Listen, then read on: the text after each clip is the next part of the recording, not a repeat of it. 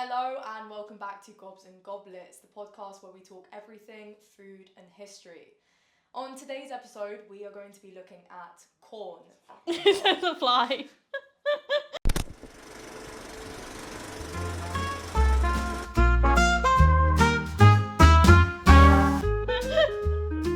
With the washing up glove. Whoa.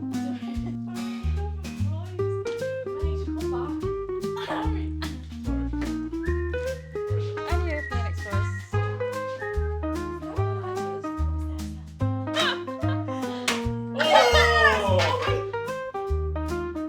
Put out his misery. Put out his misery.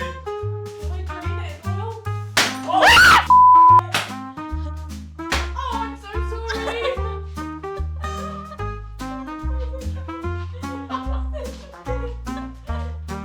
Where's it gone?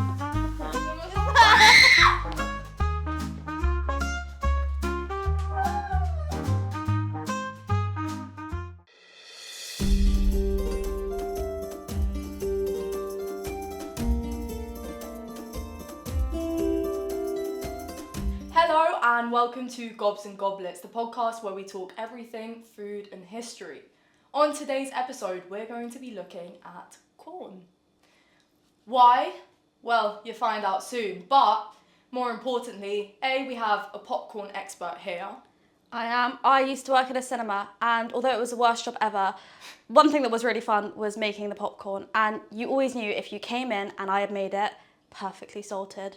Also, more importantly, Maddie, whenever approached by a guy, whether this be wherever, she likes to spew out her history facts, and this is basically one of her chat-up lines.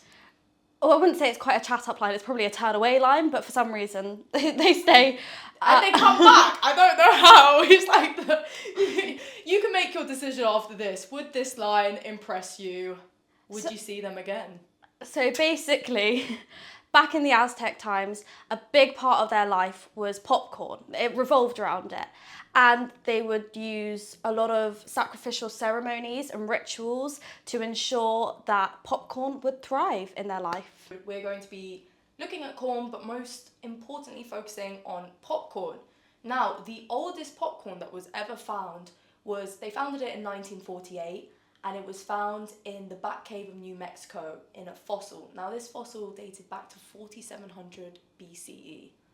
So a long time, and I think it's quite amazing that you have fossils for popcorn. Like, I never really deep that, but It's true, actually. It's You amazing. don't think, because fossils are normally bones, but if you think about popcorn kernels and how hard they are, it is actually quite easy to fossilise. yeah. So we're going to skip ahead a couple of years Yeah. since the fossilization. The Aztecs are a really interesting group of people. So for them, popcorn was really life and death. This was their main source of food, and it's incredibly interesting because corn kernels, they don't just grow on their own, they have to be cultivated. So there were already practices put in place where the Aztec people were cultivating their own corn.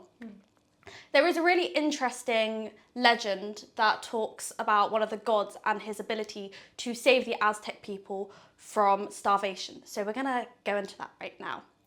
So the Aztec god Quetzalcoatl, which we're going to call Quasi because Big up Quasi. I'm going to struggle with it basically. He wasn't being prayed to that much. The Aztec people were praying to all the gods. There are over 200 of them. They were praying and saying, please, can you part the mountains? They believed that there was maize on the other side of the mountain that they were living, but none of them could access it. And they were praying for the gods with strength to be able to make a pathway for them.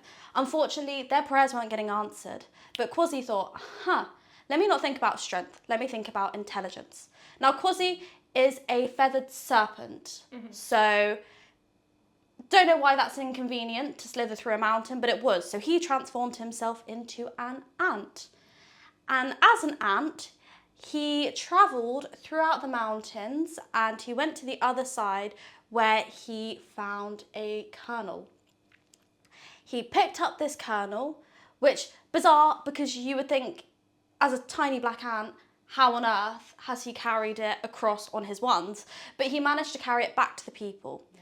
Now, even when he had carried it back to the people, there was still a lot of sort of stress over whether the fact that this is actually, if it's going to grow and if it's going to become a, something that they could, keep replanting and making for, the whole society.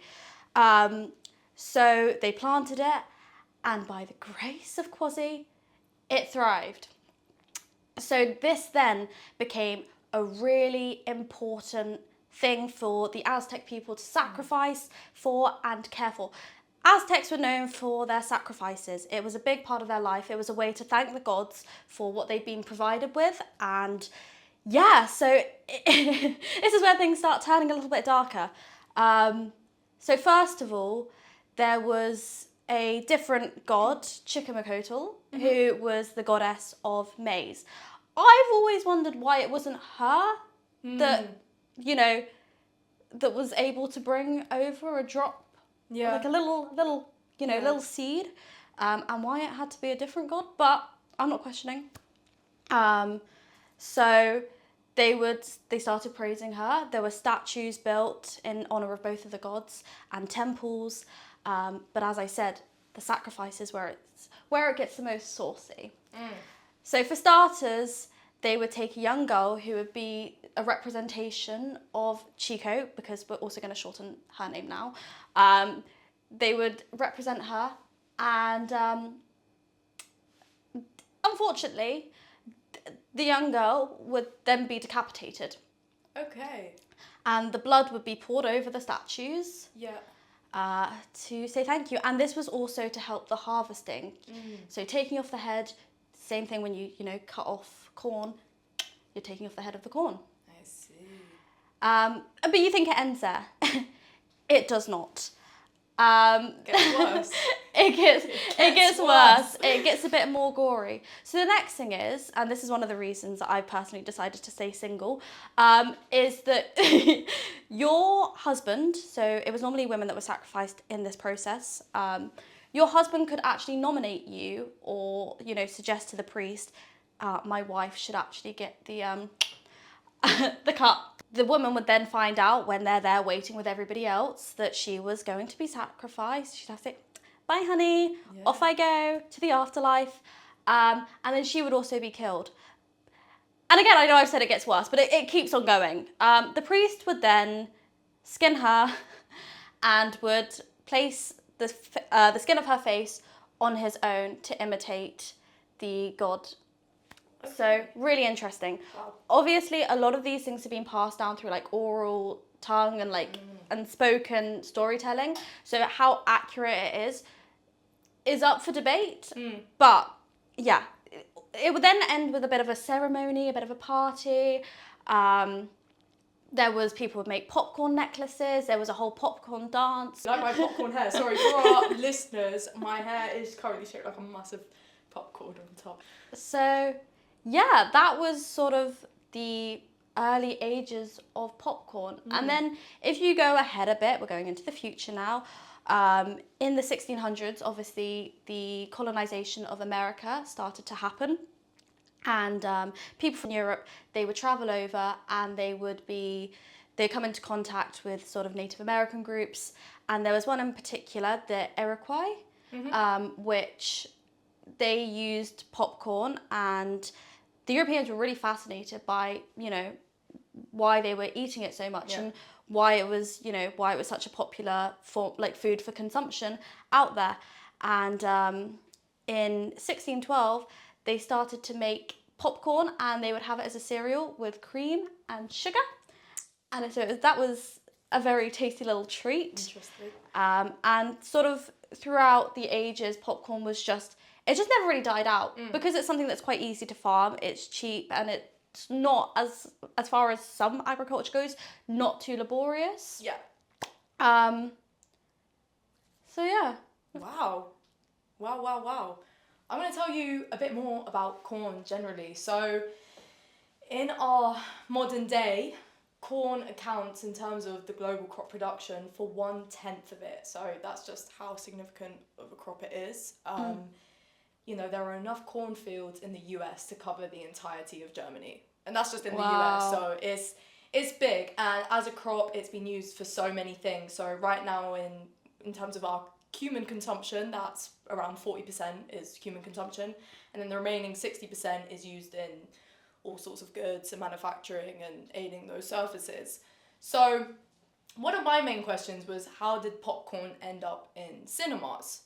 So now this is a very interesting story. So when popcorn was brought back to America, people were very interested by it, of course, and it became very popular. In 1848, it got its name put in the Dictionary of Americanisms, and it was called popcorn essentially because of the sound it makes when you eat it. Then in 1885, the first steam machine was made, and this was basically a machine that you'd move along and it would make popcorn. So popcorn and its popularity grew massively because it was mobile. So you could go to sporting events, you could go to circuses, fairs, and sell it there. People also love the aroma of it, the smell. Does smell good. It does smell good, that has not changed. So people wanted to buy it. Also, it could be mass produced without a kitchen. Something that crisps at the time, when crisps first started out, they could not be mass produced. They had to be made in small batches in kitchens. So already it was, in terms of its competition, it had nothing on popcorn. Like, popcorn was the thing. So then we come to movie theatres. Now, movie theatres was more kind of an American term. I don't know if we had the same here in the UK of like... Well, you had sort of the expansion of cinema and film, but obviously America's home to Hollywood. Yeah. So that happening in sort of, the 1920s when it started to like proper flourish. Get big, and then into the 1930s. Yeah. Obviously at that time you're then going into the Great Depression. So that had a massive influence on of cinema as well. It did. So with movie theatres, what they were trying to do is they were trying to replicate actual theatres. So at the time, theatres were for higher clientele, so the upper class people, and they had, these theatres with beautiful carpets, rugs. Also, because movies were silent, people didn't want people munching and making loud noises. You're gonna want to watch the film and focus. Nothing worse than keep up. Yeah, gotta keep up. However, in 1927, movies with sound were introduced, and this meant that if you were to bring in a snack, you weren't going to hear it as much if people were munching. So popcorn was getting really popular because of the reasons I was mentioning before, and people were starting to bring it into the theatres. Now, the Great Depression happened 2 years later in 1929, and whilst all the other businesses were failing, popcorn businesses were thriving. This is because it was a luxury that people could actually afford. With bags costing anywhere between 5 to 10 cents, people could actually afford it, and as it was considered a luxury, even better. So what people started doing is they started buying popcorn, actually bringing them into the cinemas. Now, by 1930, there were 90 million people coming to the cinema weekly. Now, with this expansion, they thought, we can make a huge profit here if we bring in snacks. As people were seeing the popularity of popcorn, they thought, let's bring it in. The one issue is that the movie theatres, they didn't have the facilities for this. You needed proper ventilation, and this is something that with the steam machines, you can't have that. So what they started to do, they started leasing lobby privileges. Now this meant that vendors could either come and sell their popcorn in the lobbies, or they would sell it out in the street bit in the front. This was also aided by World War II. Now, the reason for this is because sugar was the first thing actually to be rationed in World War II in the US. The reason for this, the Philippines was one of the main exporters for sugar to the US. Japan invaded the Philippines in December of 1941, and this meant that the sugar supplies were cut off. Sugar had to be rationed. The soldiers had priority over this because they needed to be fed, they needed the calories. So it meant that the average American person would be rationed to 6 teaspoons of sugar a day. Now, in modern day, the average American consumes 22 teaspoons of sugar a day. That's crazy. It's crazy. It's crazy. Imagine back then, it was like, So then that meant that popcorn continued to thrive because it was so accessible and easy. So yeah, in terms of how we've cooked the popcorn today, again, I think Maddie should be the cook of the show. Yeah, we've kind of done like a little swap. I come in and it's burning. It's burning. I've never made popcorn, believe it or not. And let me tell you, I'm a pro. She's the pro popcorn maker. So, we should have switched, yeah. But I don't know what recipe you were looking at, but yeah, so I couldn't really find, popcorn is very simple to make. Like, they would have made it the same ways, and it's just how they would have, like, what they would have used. Yeah. So back in the day, they either would have used cooked it in hot ash, and then you'd have to sift the popcorn out of the ash. Oh, that's horrible. That was one of the ways. Another way was you'd get a kettle and you'd fill it with fat, lard, butter, pop it in there. Or one of the most popular methods, you have a wire box with a long wooden handle and you put it over an open fire and they'd cook there. That was one of the most popular methods. As Maddie mentioned, the indigenous Iroquois people earlier, their method, they had clay pots and they'd have hot sand and they'd cook it in there. Was the hot sand in the actual pottery or was it underneath? It was in the actual pottery. Oh, fascinating. So, yeah. So sandy popcorn, ashy popcorn. We didn't do that. We didn't. We're frauds. We thought, let's not make the house explode. I almost, brought the house down. The reason I use butter is Don't say this, Mum's going to kill you. Sorry, I didn't, Mel, I didn't. The reason I use butter is because that's what I found, kettles used with butter a lot. I didn't see anything about oil. So we have done 5 popcorn kernels with butter. The remaining we've done with oil, so... That's where I took over. That's where Maddie took over. We thought, the modern day has to come in a bit. Do you want to try it? I'm really not looking forward to it, but yes. So, first we have our buttered popcorn. Which, I'm going to take it out, looks terrible. Very burnt. It smells very burnt. But I don't know, because when you put butter in a pan, usually it just doesn't really burn. How high did you have the heat up? Is the first question. Because you're supposed to have it on switching roles, sorry. Because it's supposed to be on a low heat. Oh, is it? Right, I put it on a high heat. So right, so that butter burns. Right, that's why you get burnt butter. Cheers. Sorry. Okay. Do you know what? If you like burnt stuff, do it with butter. But please don't try and burn your house down. I don't mind it. Tastes like charcoal. Sorry. Hannah's got an acquired taste. And then, Hannah ate all the good pieces of popcorn already. Sorry, I'm starving. This is mine. Well, it was mine, but Maddie helped, okay? I took over. Ready? How This how girl, accurate is it to her hair? We need to find a different piece, but... Okay. Hannah likes her popcorn unseasoned, which No. is... No. I just tried it and I said this actually, like the taste of corn I think is really Moorish. Like I love corn stuff. Well, it's quite addictive. It's really good. But this is good. Really nice.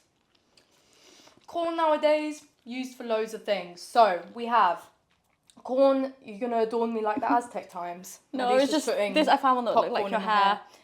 So, corn nowadays, maize, that's quickly became one of the cheapest animal feeds worldwide.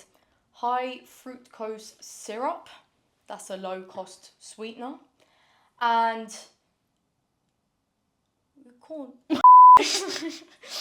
Yeah, corn syrup. And what's cornstarch?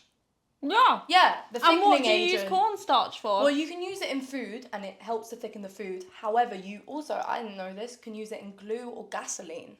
That's what it's used That's for. crazy. So No, it's quite, I know, but I don't know how because, there's there's different parts of the corn. Hence why you get the corn kernels, you get sweet corn or, But anyway, banging popcorn. Thank you so much for tuning in and hopefully see you next week. Bye. Bye. In your mouth. Do it to me.